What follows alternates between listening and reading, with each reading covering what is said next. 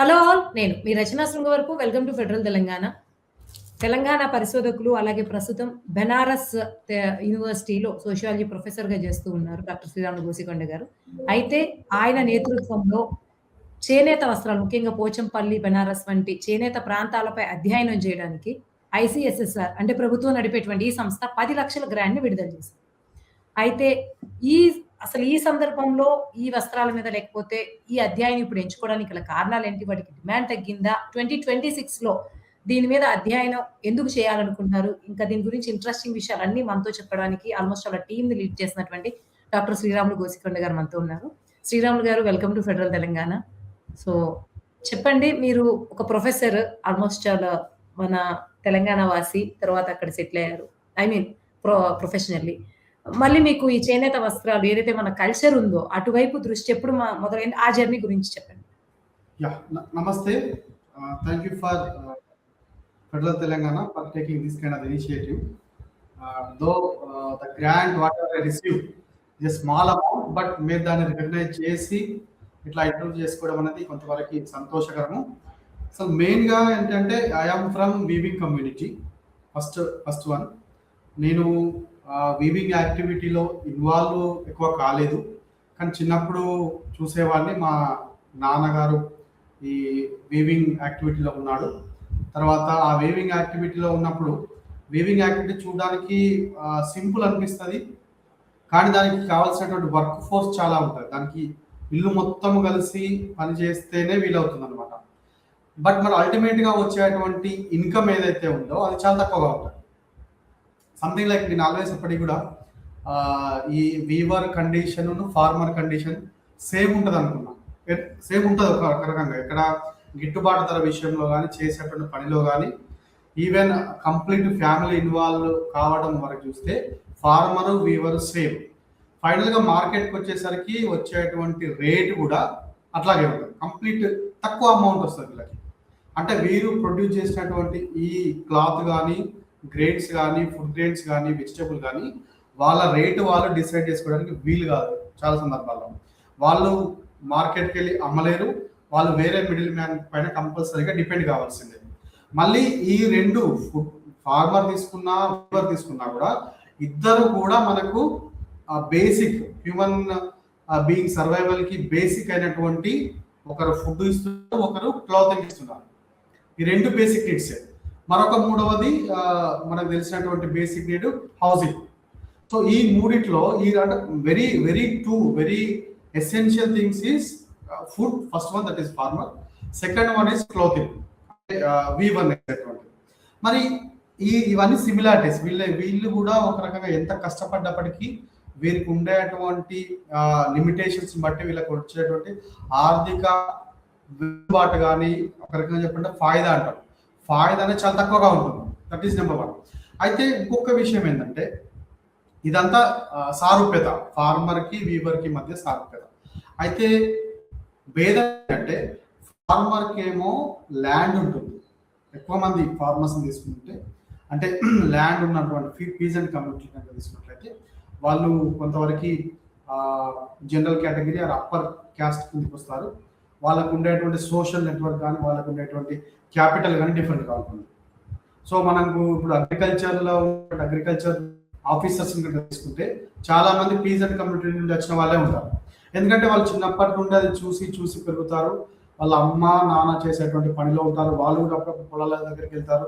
So అలా చూసినటువంటి వాళ్ళు కూడా ఫార్మింగ్ సైడ్ కాకుండా ప్రొఫెషనల్ కోర్స్లో ఉండేటువంటి అగ్రికల్చర్ కోర్స్ చేసి వాళ్ళు ఆ ఫార్మింగ్ కమ్యూనిటీకి కొంతవరకు ఎంతో కొంత కాంట్రిబ్యూషన్ ఇంటలెక్చువల్ వేలో చేద్దాం అనేటువంటి ఆలోచన ఉంటుంది. అయితే ఇదే రకమైనటువంటి ఆలోచన వీవింగ్ కమ్యూనిటీ చాలా తక్కువగా ఉంది. ఎందుకంటే వీవర్స్ కూడా Indian institute of handloom technology అని ఉంటుంది, కానీ అవి ఎందుకో ఫెయిల్ అయిపోయాయి. ఈ రకంగా అంటే ఫార్మింగ్ని ఒక కోర్సుగా ఒక ప్రొఫెషనల్ కోర్స్ చేసి దాంట్లోనే agriculture officer, agriculture extension officer, రకరకాల సైంటిస్ట్ ఇట్లా ప్రొడ్యూస్ చేయడంలో సక్సెస్ అయ్యింది అగ్రికల్చర్ ఫీల్డ్. బట్ హ్యాండ్లూమ్ సెక్టర్కి వచ్చేసరికి అది ఫెయిల్ అయిపోయింది నా ఉద్దేశం ప్రకారం. కొన్ని చోట్లలో Indian institute of handloom technology ఉంది, నెల్లూరులో ఉంది, వెంకటగిరిలో అనుకుంటా. ఈ మధ్య హైదరాబాద్ కూడా స్టార్ట్ చేశారు. కానీ అది కంప్లీట్ ప్రొఫెషనల్ కోర్స్గా డెవలప్ అయ్యి వీవింగ్ కమ్యూనిటీస్ నుండి వచ్చేటువంటి నెక్స్ట్ జనరేషన్ పిల్లల్ని ఎందుకు అట్రాక్ట్ చేయలేకపోతుంది, అదొక నెగటివ్. మరొక ఇంపార్టెంట్ భేదం ఏంటి అంటే, ఫార్మర్స్కి ఏమో ల్యాండ్ ఉంటుంది, అది 1 ఎకరం కావచ్చు, 2 ఎకరాలు కావచ్చు, 5 కావచ్చు, 4 కావచ్చు, 10 ఎకరాలు కావచ్చు. వీవర్స్కి వీవింగ్ కమ్యూనిటీలో ముఖ్యంగా మన తెలంగాణ ఆంధ్రలో తీసుకున్నట్లయితే పద్మశాలి కానీ, శకుంశాలి కానీ, పట్టశాలి కానీ, తొగట కానీ, జాన్ర కానీ, వీళ్ళందరికీ ల్యాండ్ అంటే వాళ్ళకు ఉండేటువంటి ఆ ఇమ్మూవబుల్ ప్రాపర్టీ కూడా అసలే ఉండదు. వాళ్ళు కంప్లీట్గా ఈ వీవింగ్ యాక్టివిటీ పైన డిపెండ్ అయి వాళ్ళ ఫ్యామిలీని మొత్తం పోషించాల్సి ఉంటుంది. అదే ఈ ఫార్మర్ తీసుకుంటే ఒకవేళ లాస్ వచ్చినా కూడా వారికి కొంతవరకు ఆ ల్యాండ్ ఏదైతే ఆ ల్యాండ్ ఎంతో కొంత ప్రాపర్టీ వాల్యూ కలిగి ఉందో అది కొంతవరకు ధైర్యాన్ని ఇస్తుంది. అట్లాగే మరొక సారూప్యత ఇద్దరి మధ్య ఫార్మర్ సూసైడ్ ఉంది మన ఆంధ్ర తెలంగాణలో, ఈవెన్ వీవర్ సూసైడ్స్ కూడా ఉన్నాయి. సో ఇవన్నీ సిమిలారిటీస్. అట్లా తీసుకున్నట్లయితే ఈ ఒక రెండు డిఫరెన్సెస్ తప్ప మిగతా అన్ని కూడా కామన్గా ఉన్నాయి. సో నేను చిన్నప్పటి నుండి నేను వీవింగ్ యాక్టివిటీకి చాలా దగ్గరగా ఉండి చూశాను. ఆ వీవింగ్ యాక్టివిటీ పైన ఎంఫిల్ వర్క్ కూడా చేశాను. మా పేరెంట్స్ ఇప్పుడు వాళ్ళు చనిపోయారు, నో మోర్. సో ఆ రకమైనటువంటి ఎమోషనల్ అటాచ్మెంట్స్ నేను కూడా వీవింగ్ కమ్యూనిటీకి డైరెక్ట్గా ఏం చేయకుండా కూడా ఇంటెలెక్చువల్ నాకున్న కెపాసిటీలో ఏదైనా కొన్ని రికమెండేషన్స్ కానీ, అసలు రికమెండేషన్స్ పక్క పెట్టి అసలు వీవింగ్ యాక్టివిటీలో హ్యాండ్లూమ్ సెక్టర్లో గ్రాస్ రూట్ రియాలిటీలో ఏం జరుగుతుంది అనేటువంటి విషయాలను చూడాలన్న ఉద్దేశంతో Indian council of social science research New Delhi which is working under minister of education వాళ్ళకి ఈ కాల్ ఫర్ ప్రపోజల్స్ ఉంటుందన్నమాట ఎవ్రీ ఇయర్. అట్లా అప్లై చేయడం వల్ల ఈ ప్రాజెక్ట్ అనేది నాకు రావడం జరిగింది. So this is the basic intention to apply for this. దో మళ్ళీ నేను హుజురాబాద్ నుండి వచ్చాను. హుజురాబాద్ నేను చెప్పినట్టుగానే ఈ వీవింగ్ కమ్యూనిటీ అనేది చూడడానికి ఒకటే పద్మశాలి కులం వాళ్ళు లేదంటే ఇంకొక 3-4 కులాల వాళ్ళు పనిచేస్తారు, కానీ కండిషన్స్ ఆర్ డిఫరెంట్. కరీంనగర్లో తీసుకున్నట్లయితే ఇప్పుడు నేను వచ్చినట్టు హుజురాబాద్లో చాలా మంది వీవింగ్ ఫ్యామిలీస్ నుండి వచ్చినటువంటి వాళ్ళు ఈ వీవింగ్ ఆక్యుపేషన్ విడిచిపెట్టేశారు. మా ఫ్యామిలీని కనుక తీసుకున్నట్లయితే హుజురాబాదు, ఎల్కతుర్తి, జమ్మికుంట, హుస్నాబాదు, ఈవెన్ జనగాం, ఈ వరంగల్ తదితర ప్రాంతాలకు వెళ్ళి చాలా మంది సోలాపూర్ను తర్వాత భీవండికి మైగ్రేట్ అయ్యారు. ఎప్పుడు 1980s కానీ, 1990s కానీ, 1970s కానీ, అంటే మా పేరెంట్స్ జనరేషన్లో. ఇక్కడ ఎంప్లాయ్మెంట్స్ లేక కంప్లీట్ పవర్ లూమ్స్ స్టార్ట్ కావడం వల్ల క్లాత్ ప్రొడక్షన్ చీపర్ అయిపోయింది. ఈ కస్టమర్ కూడా ఎప్పుడైనా కూడా చీప్గా వచ్చేటువంటి వస్తువులు తీసుకోవడానికి ఎక్కువగా ఆసక్తి చూపిస్తారు. వారికి ఈ స్కిల్, ఎవరి స్కిల్ ఎంత, ఎవరికి ఇందులో లాభం వస్తుంది అన్నటువంటి క్యాల్కులేషన్ చేయరు వాళ్ళు, ఏ కస్టమర్ అయినా కూడా. మనం కూడా ఏదైనా సూపర్ మార్కెట్కి వెళ్ళినప్పుడు తక్కువ ఏదో అంటే కొంతలో కొంత క్వాలిటీ ప్లస్ రీజనబుల్ ప్రైస్ అయితే చూస్తాం. అటువంటి సిచ్యువేషన్ వల్ల ఆ రోజుల్లో చాలా మంది కూడా భీవండి, సోలాపూర్కి వెళ్ళారు.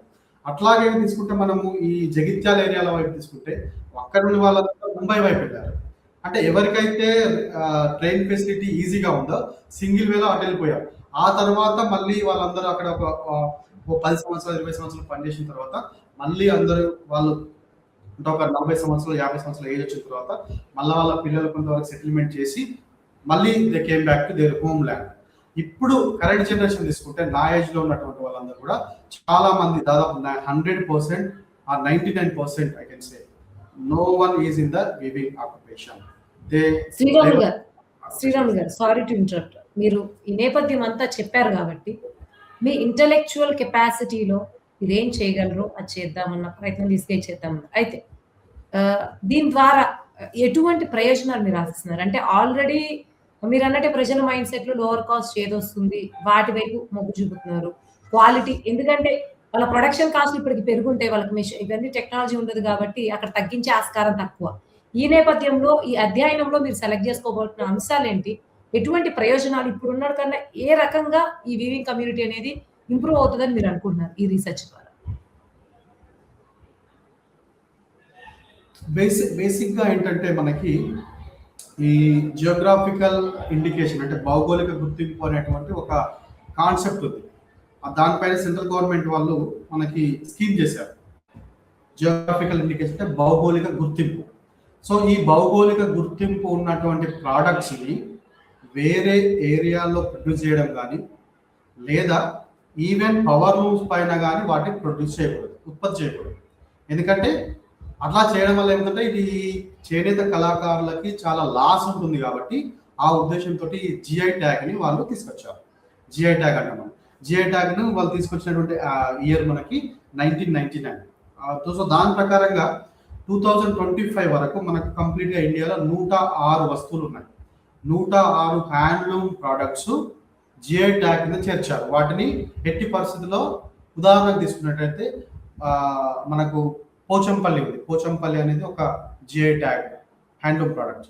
ఆ పోచంపల్లిలో తయారైనటువంటి ఆ ఇక్కత్ శారీని హుజురాబాద్లో నేయకూడదు, సింపుల్గా చెప్పాలంటే. లేదంటే వారణాసిలో ఉన్నటువంటి ఈ చీరలు ఉంటాయి మనకు. ఈ వారణాసి తయారైనటువంటి ఈ చీరలు కూడా వైస్ అంటే ఎక్కడ వేరే ఏ ప్రాంతంలో కూడా ప్రొడ్యూస్ చేయడానికి వీలేదు. అది ఫస్ట్ పాయింట్. సెకండ్ పాయింట్ ఏంటంటే ఈవెన్ పోచంపల్లిలో నేసేటువంటి ఈ చీరను కూడా పవర్ లూమ్స్ పైన నేయకూడదు. అది ఇంపార్టెంట్ ఆస్పెక్ట్. ఈ రెండు అంటే ఇట్లా చేయడం వల్ల ఏమవుతుందంటే వీవర్కి ఈ నేతన్నకి సరిపడేటువంటి పని దొరుకుతుంది. తద్వారా వాళ్ళ స్కిల్స్ తోటి అంటే ఈ డిఫరెన్స్ ఉంటుంది మనకి. పవర్ లూమ్ పైన నేసినటువంటి బట్టకి హ్యాండ్ చేతులతో నేసినటువంటి బట్టకి చాలా డిఫరెన్స్ ఉంటుంది. ఈ హ్యాండ్లూమ్స్ తోటి నేసినటువంటి చీరకు దాదాపు ఒక వారం రోజులు తీసుకుంటే పవర్ లూమ్ పైన నేసినటువంటి చీర ఒకటే రోజులో ఒక 10-20 వరకు ప్రొడ్యూస్ అవుతుంది, ప్రొడక్ట్ చేయొచ్చు. అంటే అంత ఫాస్ట్గా ఉంటుంది. సో ఆ పవర్ లూమ్ పైన వేసేటువంటి చీరే 100, 200, 300లకు వస్తే హ్యాండ్లూమ్ పైన వేసేటువంటి చీర 1500, 2000, 3000, 4000 అంటే ఆ రేంజ్ని బట్టి. ఎందుకంటే అక్కడ ముడి సరుకులు వాడతారు వాళ్ళు. వీవర్ నేసినందుకు ఆయనకు కొంతవరకు ఆ శ్రమకు తగ్గట్టుగా ఆయనకు డబ్బులు ఇవ్వాల్సి వస్తుంది. సో ఇన్ని రకాల ఫ్యాక్టర్స్ ఉంటాయి అన్నమాట. సో ఈ 106లో మన తెలంగాణలో తీసుకున్నట్లయితే పోచంపల్లి ఉంది, గద్వాల్ ఉంది, సిద్దిపేట గొల్లభామ చీరలు ఉన్నాయి, తర్వాత వరంగల్ దర్రి అంటే మనకు జంకాన్ అంటాం అది ఉంది.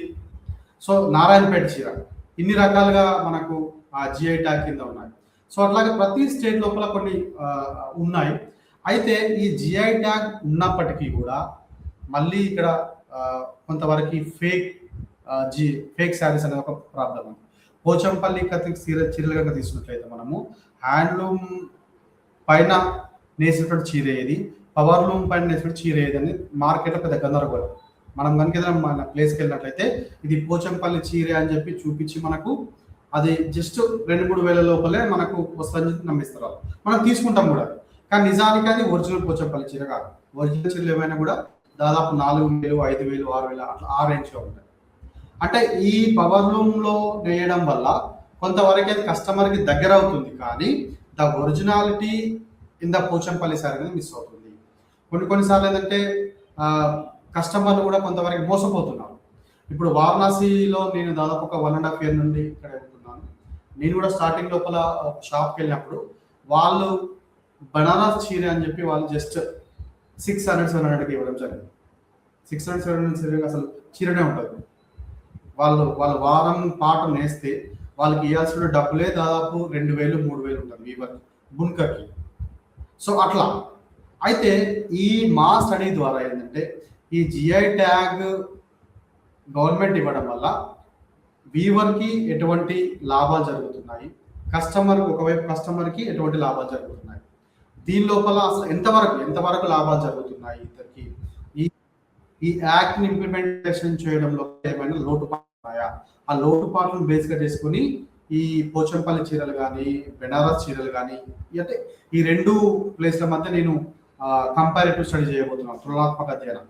ఇక్కడ అంటే మిడిల్ మ్యాన్కి ఏమైనా బెనిఫిట్ జరిగే విధంగా ఉందా, అసలు పవర్ లూమ్ చీరలు ఏ రకంగా ప్రొడ్యూస్ అవుతున్నాయి, ఒకవేళ పవర్ లూమ్ పైన ప్రొడ్యూస్ అయినట్లయితే వాటిని ఏ రకంగా వాళ్ళు చెప్పి అమ్ముతున్నారు కస్టమర్కి, అంటే అక్యురేట్గా నిజంగానే ఇది పవర్ లూమ్ పైన నేసని క్లియర్గా చెప్తున్నారా లేదా, అంటే కస్టమర్కు తెలిసి ఇది పవర్ లూమ్ చీర అయినా పర్వాలేదు నేను తీసుకుంటున్నాను అంటే ఓకే, బట్ మోసం చేసి అమ్మడం అనేది తప్పు కదా. సో అటువంటి ఇష్యూస్ అన్న మేము ఈ స్టడీ ద్వారా దాదాపు ఒక రకమైనటువంటి స్టడీ చేయడం జరుగుతున్నాము. ఈ స్టడీకి నేను ఒక్కరినే కాదు, నాతో పాటు ఇంకొక 3 కూడా ఉన్నారు. దాంట్లోపల ప్రొఫెసర్ జాడి కొమ్మరయ్య గారు ఇక్కడ బెనారస్ హిందూ యూనివర్సిటీ ఉండే, ఆయన కూడా తెలంగాణ నుండి వచ్చారు. ఒక 25 years కింద వచ్చారు ఇక్కడికి. అండ్ ఎకనామిక్స్ అంటే ఎకనామిక్ ఆస్పెక్ట్ చూస్తారు ఆర్థిక శాస్త్రపరంగా. ఎటువంటి బెనిఫిట్స్ ఉన్నాయి, ఎకనామిక్ ఆస్పెక్ట్స్ ఏంటి, జిఐ ట్యాగ్ వల్ల వారికి లాభం చేకూరిందా లేదా. సెకండ్ వన్ అనేది డాక్టర్ ప్రకాష్ చిత్తూర్ అని యూనివర్సిటీ ఆఫ్ అలహాబాద్ నుండి ఆయన చిత్తూరు నుండి వచ్చారు. వారు అంటే ఆయన పొలిటికల్ సైన్స్ బ్యాక్గ్రౌండ్. అంటే అసలు ఈ జిఐ ట్యాగ్ తీసుకురావడానికి తర్వాత లాబింగ్ అనేది ఎట్లా పనిచేస్తుంది, అసలు వీవర్స్ గ్రూప్స్ లో లాబింగ్ ఎట్లా పనిచేస్తుంది, అంటే పొలిటికల్ పార్టీస్ పైన వీళ్ళు ఏ రకంగా ప్రెజర్ తీసుకొస్తున్నారు, మీరు పాపులేషన్ ఎంత ఉంది తెలంగాణలో కానీ, ఆంధ్రాలో కానీ, వారణాసిలో కానీ. సో అంటే ఒక యాక్ట్ తీసుకురావడానికి ముఖ్యంగా మనకు ఈ పాపులేషన్ అనేది మేజర్ పార్ట్ అవుతుంది.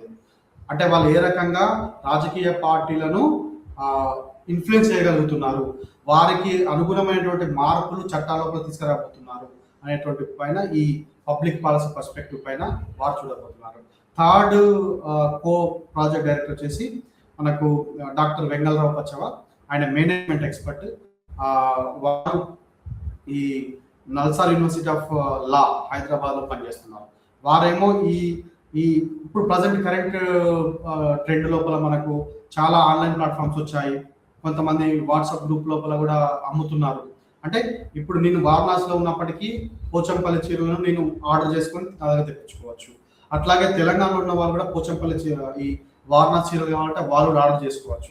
సో ఈ ఆన్లైన్ ప్లాట్ఫామ్స్ కస్టమర్స్ కి ఏ రకంగా ఉపయోగపడుతున్నాయి, దాని ద్వారా వీవర్స్ ఏ రకంగా ఎంపవర్ అయ్యారంటే స్వయం సమృద్ధి పొందగలిగారు. వేరే మిడిల్ మ్యాన్ తోటి సంబంధం లేకుండా ఒక గ్రూప్ గా ఏర్పడి, ఒక 4-5 గ్రూప్ గా ఏర్పడి వాళ్ళ ఒక షాప్ లాగా పెట్టుకొని, షాప్ తో పాటుగా ఆన్లైన్ ద్వారా కూడా ఏ రకంగా అమ్మకాలు కొనసాగిస్తుంది. ఈ ఆన్లైన్ ద్వారా అమ్మకాలు అనేవి మనకు COVID-19 టైం నుండి చాలా పెరిగిపోయాయి. సో ఈ కరెంట్ సిచ్యువేషన్ లో ఇప్పుడు ఉన్నటువంటి టెక్నాలజీ, చాలా మంది దగ్గర స్మార్ట్ మొబైల్ ఫోన్స్ ఉన్నాయి. సో అవి ఏ రకంగా వాళ్ళు యూజ్ చేసుకుంటున్నారు, ఇప్పుడు ఉన్నటువంటి టెక్నాలజీని వీవర్స్ కి ఏ రకంగా ఉపయోగించుకుంటున్నారు, వాళ్ళ యొక్క అభివృద్ధి కోసం ఏ రకంగా ఉపయోగించుకుంటున్నటువంటి విషయాలు మేము ఈ స్టడీ ద్వారా చూడబోతున్నాము. అట్లాగే ఈ వీవింగ్ కమ్యూనిటీలో డిఫరెన్స్ ఉంది. ఇప్పటి పోచంపల్లిలో మొత్తం హిందూ కమ్యూనిటీ ఎక్కువగా ఉంటుంది. తర్వాత వారణాసిలో కంప్లీట్ ముస్లిం, వారిని బున్కర్ అంటాం మనం. బున్కర్ బీమా యోజన అనేటువంటి సెంట్రల్ గవర్నమెంట్ స్కీమ్. వారి పేరే బున్కర్, అంటే నేత పని వేసేవారు. సో వారి రిలీజన్ ఏమో ఇస్లాం, దే ఫాలో ఇస్లాం. మరి ఈ పోచంపల్లిలో ఉన్నటువంటి వీవర్స్ ఏ రకమైనటువంటి స్ట్రాటజీస్ ఫాలో అవుతున్నారు, వీవింగ్ లో కానీ, మార్కెటింగ్ లో కానీ, సేల్స్ లో కానీ, కొత్త డిజైన్స్ ఎట్లా వాళ్ళు ఫాలో అవుతున్నారు. అట్లా కాకుండా పోచంపల్లి తీసుకుంటే చాలా మంది వీవింగ్ రిలేటెడ్ బిజినెస్ చేస్తారు, వీవింగ్ లో ఉంటారు. దానిలోనే మళ్ళీ చాలా మంది వేరే జాబ్స్ కూడా ఉంటారు. వాళ్ళ పిల్లలు జాబ్స్ చేసి డిఫరెంట్ క్లాసిఫికేషన్ ఆఫ్ డాక్యుమెంట్ కూడా ఉంది. అంటే గవర్నమెంట్ జాబ్స్ రావడం కానీ, సాఫ్ట్వేర్ జాబ్స్ రావడం కానీ, అంటే ఎడ్యుకేషన్ యూజ్ చేసుకొని వాళ్ళు రకరకాల జాబ్స్ లో కూడా ఉంటున్నారు. ఒక వీవింగ్ ఒకటే వాళ్ళు మేజర్ సోర్స్ గా చూడటం లేదు. కానీ వారణాసిలో ఏంటంటే వారు ఫాలో అవుతున్నటువంటి రిలీజియస్ ప్రాక్టీసెస్ వల్ల చాలా వరకు వాళ్ళు దానిలో అంటే బెనిఫిట్స్ రాకున్నా కూడా, ఫాయిదా లేకున్నా కూడా అదే ట్రెడిషన్ లోపల చాలా కాలం మగ్గిపోతున్నారు. సో అంటే ఆ రిలీజియస్ కానీ, లేదంటే వాళ్ళ సోషల్ బ్యాక్గ్రౌండ్ లో డిఫరెన్స్ ఎలా ఉంటుంది, వాళ్ళ యొక్క ఆక్యుపేషన్ చేంజ్ చేసుకోవడానికి, వాళ్ళ యొక్క వృత్తిని మార్చుకోవడానికి, వాళ్ళ వృత్తి మార్చుకొని దాన్ని మనం ఆక్యుపేషన్ మొబిలిటీ అంటాం. సో ఆక్యుపేషన్ మొబిలిటీ అయినప్పుడు, ఆక్యుపేషన్ చేంజ్ చేసుకున్నప్పుడు, ఒక ఆక్యుపేషన్ లోపల మనకు బెనిఫిట్ లేదన్నప్పుడు చాలా మంది కూడా విద్య ద్వారా 10th వరకు, ఇంటర్మీడియట్ వరకు చదువుకొని వేరే ఆక్యుపేషన్ కి డైవర్ట్ అయిపోతారు. ఇక్కడ ఫాయిదా లేనప్పుడు వేరే మంచి లాభం ఉన్నటువంటి ఆక్యుపేషన్ మారడానికి ట్రై చేస్తారు. మరి వీరు ఏ రకంగా ఈ రెండు ప్లేస్లు, ఈ రెండు పోచంపల్లి వారణాసి లోపల ఆ డిఫరెన్స్ ఎలా ఉంది అనే విషయం పైన కూడా మేము చూడబోతున్నాము. చెప్పండి శ్రీరామ్ గారు, మీరు మొత్తం ఎలా చేయబోతున్నారు, మీ టీంలో ఉన్న మెంబర్స్ వాళ్ళు చేయబోతున్న ఆస్పెక్ట్స్, ఉన్న ప్రాబ్లమ్స్ అన్ని కూడా చాలా క్లియర్ గా చెప్పారు. అయితే మీరు అందరూ కూడా జాబ్ హోల్డర్స్, సో ఎట్లా రీసెర్చ్ చేయబోతున్నారు? అంటే మీరు ఏం చేయాలని క్లియర్ గా ఉంది కాబట్టి, మీరు ఆల్రెడీ జాబ్ లో ఉన్నారు కాబట్టి, సో ఎలా ఉంటుంది యాక్చువల్ గా ఎవరైతే జాబ్ చేస్తున్నారో, ప్రొఫెసర్స్, ఇంటెలెక్చువల్స్ ఉంటారో, వాళ్ళు గ్రౌండ్ లెవెల్లో ఇలాంటి రీసెర్చ్ చేసే ప్రాసెస్ ఎలా ఉంటుంది? సో సో జనరల్గా ఈ సోషాలజీ ఆ సోషల్ సైన్స్ రీసెర్చెస్ అన్ని కూడా ఫీల్డ్ బేస్డ్గా ఉంటాయి. మనకు సైన్స్ రీసెర్చ్ అంతా కూడా ఏమో ల్యాబ్లో ఉంటుంది, బ్యూరెట్ పిప్పెట్ డిఫరెంట్ ఎక్విప్మెంట్స్ ఉంటాయి. మాకు సోషల్ సైన్స్ అంటే సోషాలజీ, పొలిటికల్ సైన్స్, హిస్టరీ, లేదంటే ఆంథ్రోపాలజీ, తర్వాత ఎకనామిక్స్, వీటన్నిటి కూడా ఫీల్డ్ బేస్డ్.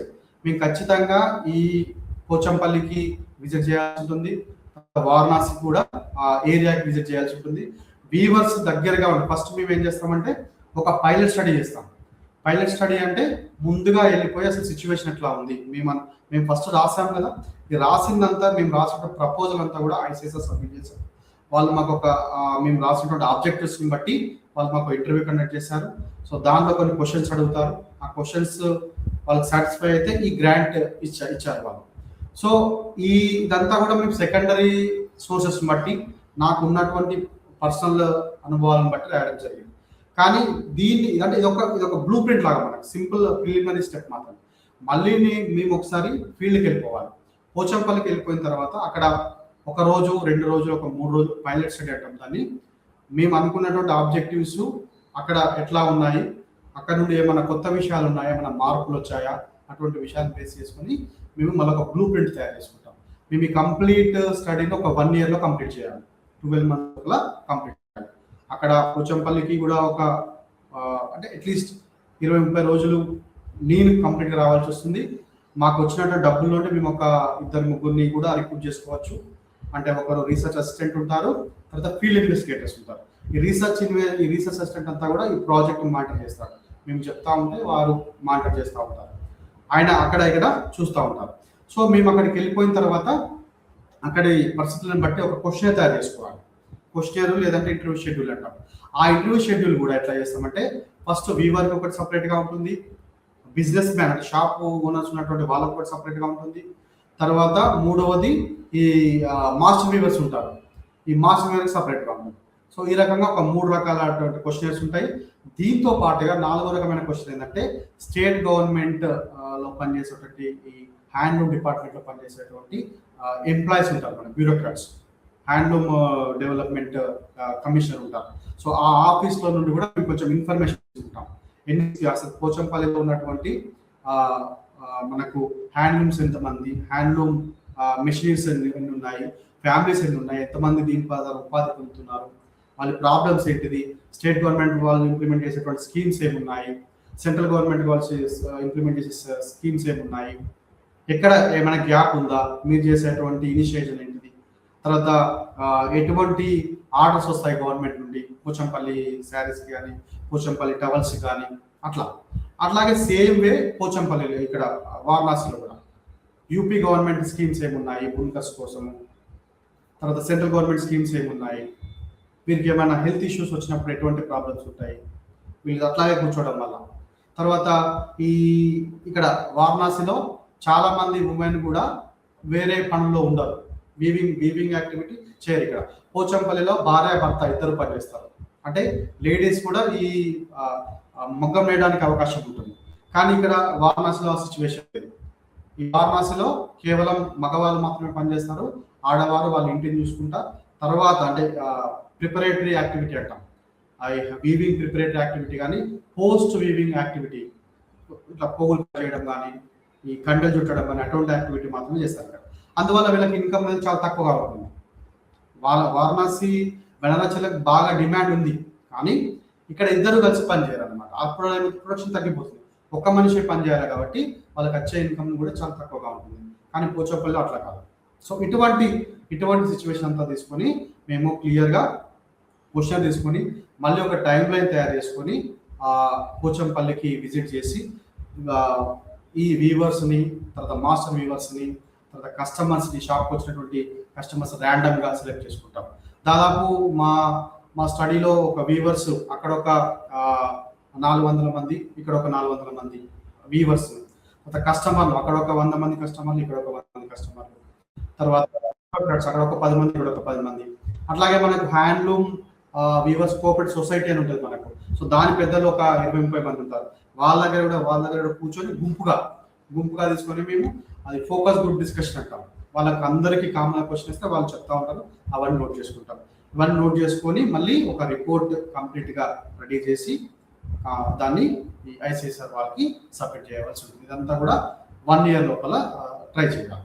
సో ఈ రకమైనటువంటి ప్రాజెక్ట్ రావడం వల్ల ఏమవుతుందంటే మన గ్రాస్ రూట్లో అంటే ఈ ఫీల్డ్ లోపల కంప్లీట్గా ఎలా ఉంది సిచ్యువేషన్, గవర్నమెంట్ వాళ్ళు ఈ యాక్ట్స్ అన్ని ఇంప్లిమెంట్ చేస్తున్నారు, జిఏ యాక్ట్ ఇంప్లిమెంట్ చేస్తున్నారు, కానీ దానిలో ఉన్నటువంటి దాని ద్వారా ఉండబోయేటువంటి ప్రయోజనాలు ఏమిటి, దాని ద్వారా ఎక్కడైనా లోటుపాట్లు ఉన్నాయా, లొసుగులు ఉన్నాయా, ఉంటే వాటిని ఏ విధంగా మనం రెక్టిఫై చేయాలనే విషయం మాలాంటి వ్యక్తులు చేసేటువంటి ఈ రీసెర్చ్ ద్వారా కొంతవరకు అవగాహన వస్తుంది.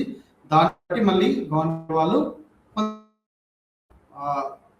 వాళ్ళ స్టెప్ తీసుకోవడానికి అవకాశం ఉంటుంది అట్లా. సో దీని ద్వారా ఈ వర్క్ అంతా అయిపోయిన తర్వాత కూడా మేము వీటి పబ్లికేషన్ కూడా చేస్తాం. పబ్లికేషన్ జర్నల్స్, లీడింగ్ జర్నల్స్లో పబ్లికేషన్ చేయడం ద్వారా అది కంప్లీట్ ఇంటలెక్చువల్ డొమైన్ అంటే యూనివర్సిటీ లెవెల్లో రీసెర్చ్ చేసేటువంటి ఇన్స్టిట్యూషన్లో ఈ వారికి కూడా వెళ్ళడం జరుగుతుంది అట్లా. శ్రీరామ్ గారు, థ్యాంక్ యూ సో మచ్. ఈ రీసెర్చ్ ఎలా చేయబోతున్నారు మొదలుకొని ఇప్పుడే ఎందుకు ఇది రిలవెంట్, మీరు చేయబోతున్న ఫోకస్ చేయబోతున్న విషయాలు అన్నిటి గురించి చెప్పారు. సో ఫైనల్ గా ఇంకేమన్నా 1-2 minutes లో ఓవరాల్ గా మీకు చెప్పాలనుకుంటే చెప్పండి, దాంతో ముగిద్దాం. So this actually I am from Huzurabad, Karimnagar district. Difference ఏంటంటే మనకు ఈ సాన్సిటైజేషన్ ప్రాసెస్ ఉంటుంది ఒకటి, సాంస్కృతీకరణ అంటారు. అది ఎంఎన్ శ్రీనివాస్ అనే సోషాలజిస్ట్ దాన్ని పాపులర్ చేశారు, అంటే దానిపైన స్టడీ చేశారు. రాంపూర్ అనే విలేజ్లో మనకు మైసూర్ ఉంటుంది. ఏంటిది అది, ఆ సాన్సిటైజేషన్ అంటే ఏంటంటే తక్కువ స్థాయిలో ఉన్నటువంటి కులాల వారు ఎక్కువ స్థాయిలో ఉన్నటువంటి కులాల వారిని అనుకరిస్తారు, సైకలాజికల్గా, ఎకనామిక్గా, ఎడ్యుకేషన్గా, పొలిటికల్గా.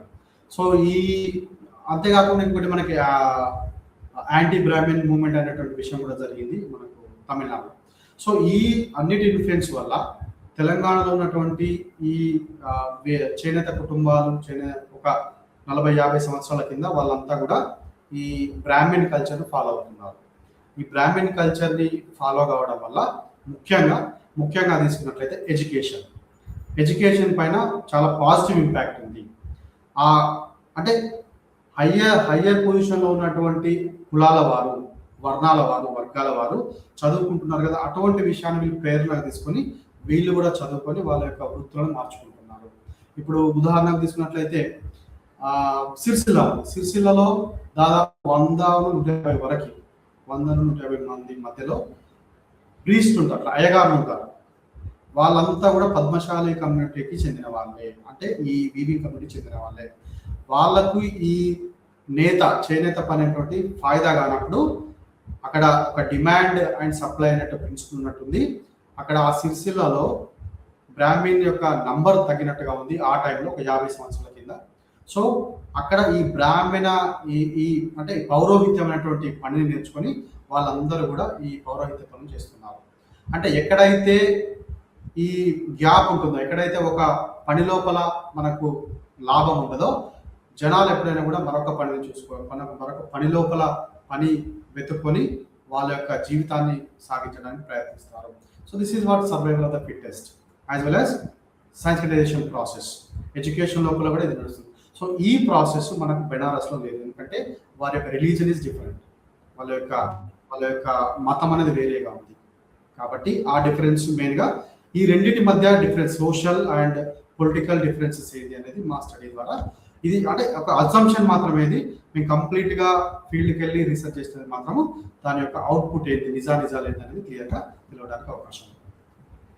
థ్యాంక్ యూ శ్రీరాములు గారు, ఇంత డీటెయిల్గా దీని గురించి చక్కటి డిస్కషన్లో పార్టిసిపేట్ చేసినందుకు. కంగ్రాచులేషన్స్ అండ్ బెస్ట్ విషెస్ మీ రీసెర్చ్కి. Thank you.